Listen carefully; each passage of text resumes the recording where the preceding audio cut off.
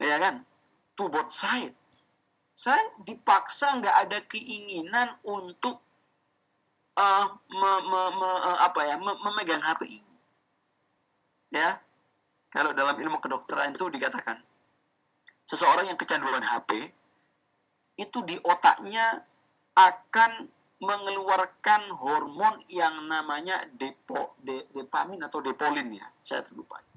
Semua kecanduan itu ya, kecanduan narkoba, kecanduan rokok, kecanduan HP atau apapun itu, otak itu akan mengeluarkan hormon dopamin atau depolin, saya rada lupa ya, yang dimana hormon depolin yang keluar dari otak manusia itu akan menyebabkan dia sangat nyaman, ya, sangat bahagia. Setiap kebahagiaan yang kita rasakan itu disebabkan hormon depolin atau dopamin, saya rada lupa itu. Nah, bagaimana supaya kita tidak kecanduan, supaya hormon ini ya tidak gampang keluar, ya, kata seorang ahli gizi atau dokter, perlu kiranya menjauhkan sebab hormon tersebut datang. Misalnya, seseorang kecanduan rokok. Sebentar ya.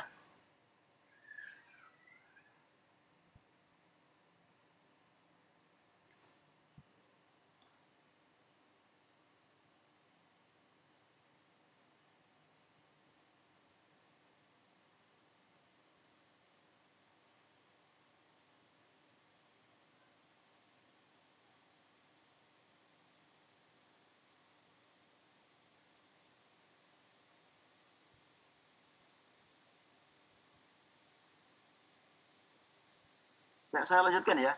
Tadi sampai hormon depolin. Ini penting nih. Orang yang kecanduan HP atau kecanduan rokok itu mengeluarkan hormon depolin atau dopamin ya. Saya rada lupa itu.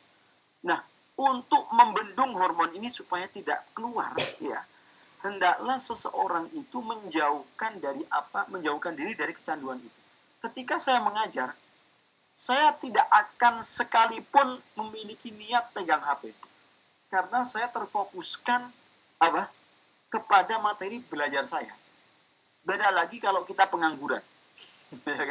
Kita pengangguran di rumah, mau ngapainnya nggak ada apa-apa.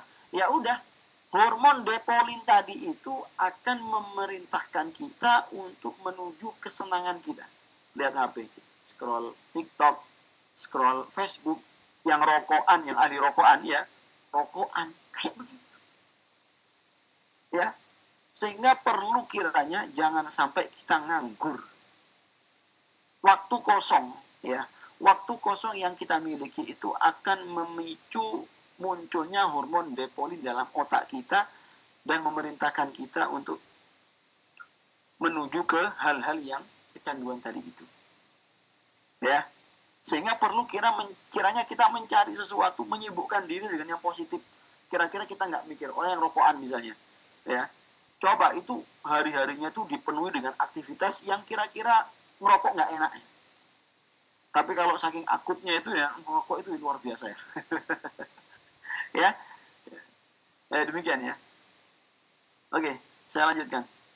Bal qala li nafsihi ana aradtu at-ta'ata bi ta'limihi.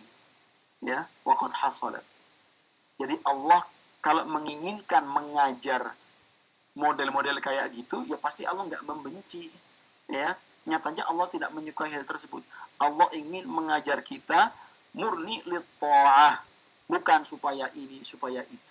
Ya, wa huwa qasada bi qira'atihi ala ghairi ziyadata ilm. Saya kurang tahu apakah ini hadis qudsi ya atau apa, karena tidak ada keterangannya di sini ya. Kok ini disandarkan ke Allah Subhanahu wa taala. Ya, ala kulli hal ya. Wa huwa qasada bi qira'atihi ala ghairi ziyadata ilm fala atba alaih. Ya. Bal qala li nafsihi. Ini perlu saya cross check kembali ya. Bal qala li nafsihi itu ini kalau tidak salah ya. Kalau tidak salah ucapan muallim ya. Ucapan muallim. Bal qala li nafsihi, seorang muallim ngomong kepada dirinya sendiri, saya ingin taat ya di dalam pengajaran ini. Waqad hasalat. Wa huwa qasada bi qiraatihi ala ghairi ziyadati ilm.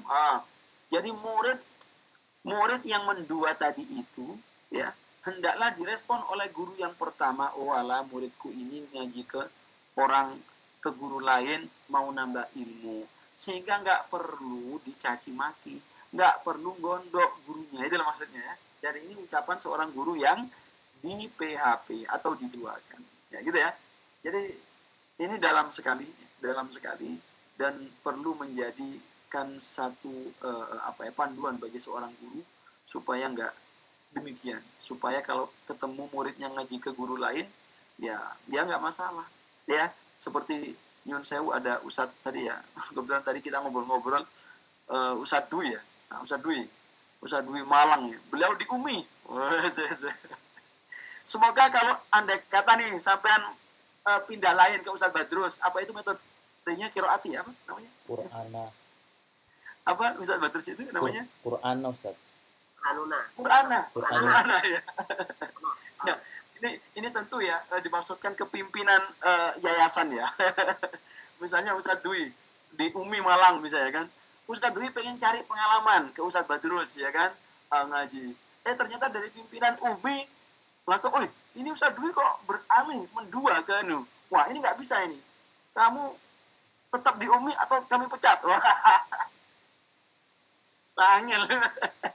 Susah. Ya, aduh, memang jadi guru. Ya, ini nggak guru aja ya.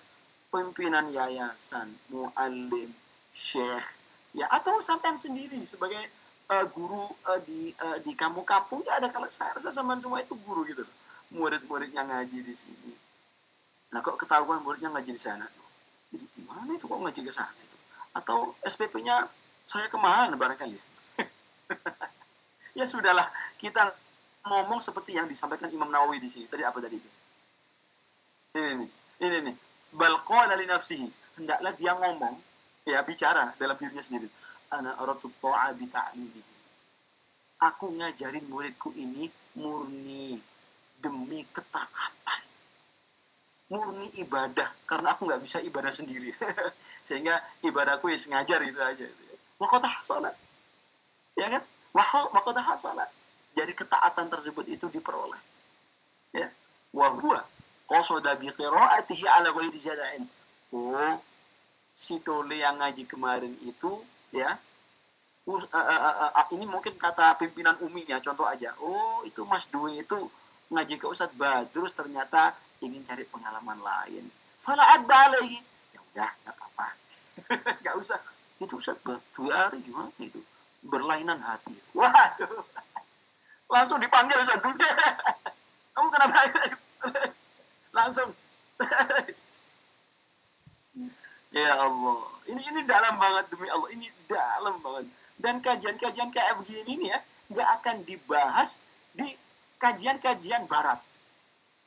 Kajian-kajian keilmuan barat modern itu nggak ada modern kayak gini. Tuh hatinya itu betul-betul serapi-rapinya, murni lillahi ta'ala. Ya, ada nggak orang belajar kimia gitu lillahi ta'ala? Ya enggak. Illa marhamallah ya. Orang belajar elektromagnetik nuklir. Apa tujuanmu? Ya tujuanku ya supaya nanti mendapatkan karir yang cemerlang. Ada nggak orang belajar kedokteran lillahi ta'ala? Ya meskipun ya bisa-bisa aja. Ya ini ilmunya Allah.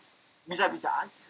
Tapi belum ada itu orang bercerita belajar ekonomi, nanti jadi ekonom, jadi presiden. Lillahi ta'ala.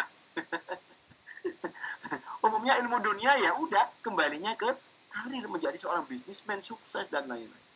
Semoga Allah Subhanahu wa taala menyelamatkan kita insyaallah taala. Amin amin ya rabbal alamin. Oke, sampai di sini ya kajian atibian kita. Semoga ada satu cahaya tersendiri ya kita sebagai seorang pimpinan, seorang guru dan lain-lainnya. Oke, sekarang barangkali ada yang disampaikan sebelum saya pindah ke materi berikutnya tentang baginda Nabi Sallallahu Alaihi Wasallam yang menurut saya, apakah